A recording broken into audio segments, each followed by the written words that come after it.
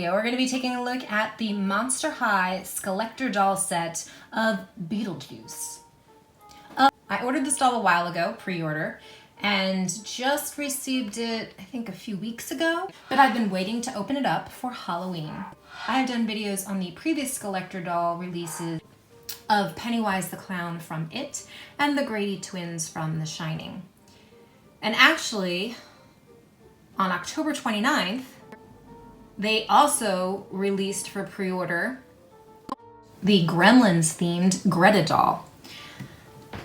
I did not order this doll. I was going to, but I got wrapped up in work stuff that day and didn't get around to ordering her in time because these dolls sell out in 5 minutes or less. They are all limited edition. The packaging is the same as the previous releases. We have an image on the front of the box. It's Beetlejuice, our doll version of Beetlejuice, and the Beetlejuice gravestone. On the back of the packaging, we see an image of the other doll in this set, Lydia. The back of the packaging reads, "Come on, ghoul, it's showtime. Say my name 3 times and we'll be compadres, amigos, BFFs. I'll show you the ropes about being a ghost and you help me get back to the land of the living. What do you say? If only more of the recently deceased were like my goth to bestie Lydia. You gotta love her pitch dark sense of fashion. It's totally to die for. She has some scary good calypso moves too. So stop acting grave and just say it. Together, we're gonna be the best bio-exorcist team this podunk Winter River Village has ever seen." Another thing to note is this Skullector doll release did not come with artwork as the other 2 previous releases did, which is a shame. But when we open the packaging, we see Lydia and Beetlejuice set in front of a backdrop straight out of the feature film. I really love the way they're styled, but these 2 ladies are going to be freed. Here they are out of the packaging, and of course they both come with the classic Monster High doll stands. Nothing new to see there. I love the amount of detail right away. However, I'm not 100% pleased with the execution, and I'll explain more in a second. So first let's look at Lydia. So I don't recognize Lydia's face mold from a previous Monster High doll, but I also don't have all Monster High dolls. So if you know what face mold she has, please comment down below and let me know. I love the way her bangs are styled, which shares the look that Winona Ryder had for her character in the film. Her hair is a little messy in the back, not loving that. It's kind of basically box hair. She is wearing a plastic hat inspired by the hat that the character wore in the film. It has a ribbon tie that goes around her neck. The dress is inspired by what she wore in the film, but obviously they've taken it a step further. They have this really cool iridescent pattern on the black. It has an asymmetrical hem with a lining that extends in the back only. She's wearing black stockings, and I love these shoes, except here's where I'm not 100% satisfied. Look at the amazing detail on these shoes. We have Beetlejuice in snake form from the film, but there is no painted detail to really accentuate this. I really wish there was.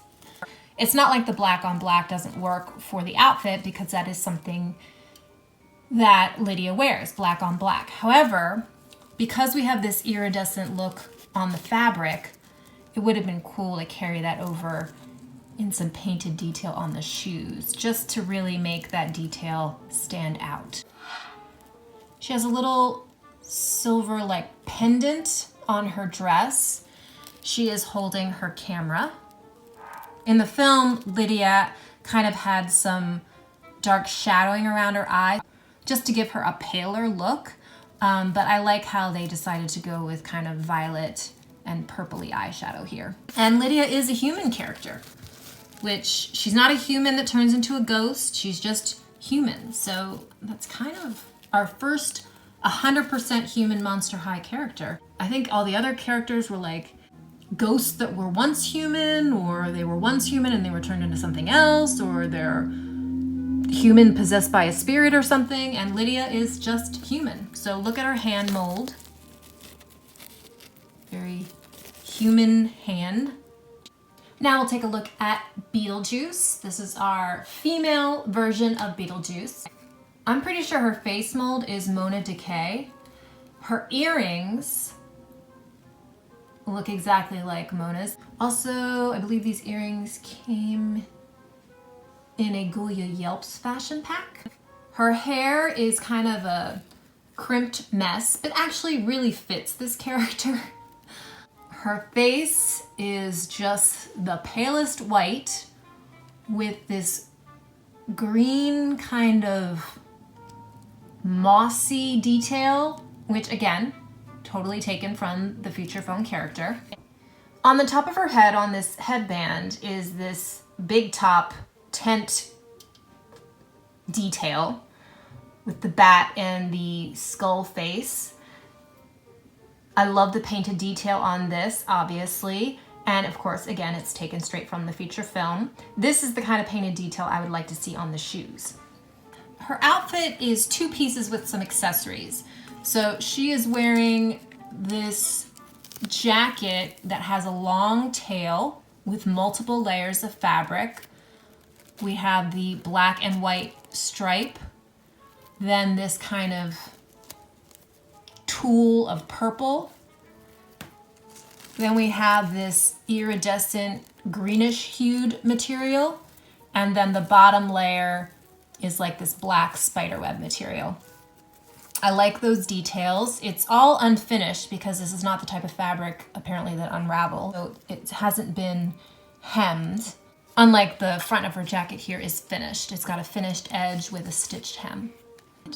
The collar goes all the way around, and underneath the jacket is a one-piece bodysuit that is strapless. Her plastic accessories include, basically it's a necklace. It's a collar. It's like a shirt collar with a black tie, and then this very thick textured black belt. And then her shoes are amazing. We have a little nod to Gina Davis and Alec Baldwin's character from the films. This is when they try to scare Lydia and her family. They turn into these faces. But again, would have loved some painted detail here to make this really stick out. Because the front, obviously, they look like just normal boots, normal Monster High boots. And it's the back that's the surprise. The final accessory they come with is the handbook for the recently deceased. Cute little detail. The book does not open, but it does have molded pages. I'm very glad they included this accessory.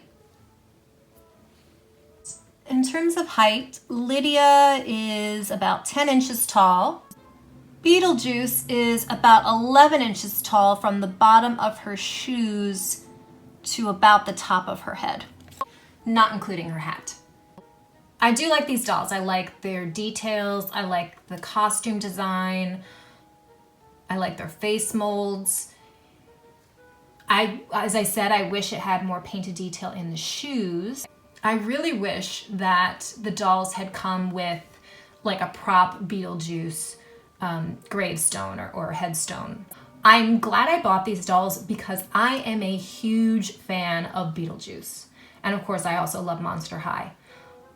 I can't say that I recommend these Skullector dolls to anyone though. If you're just a Monster High fan, I can't really say that you should get these. I think you have to be a fan of the film as well because the price point is quite high, and what you're really paying for here is the licensing.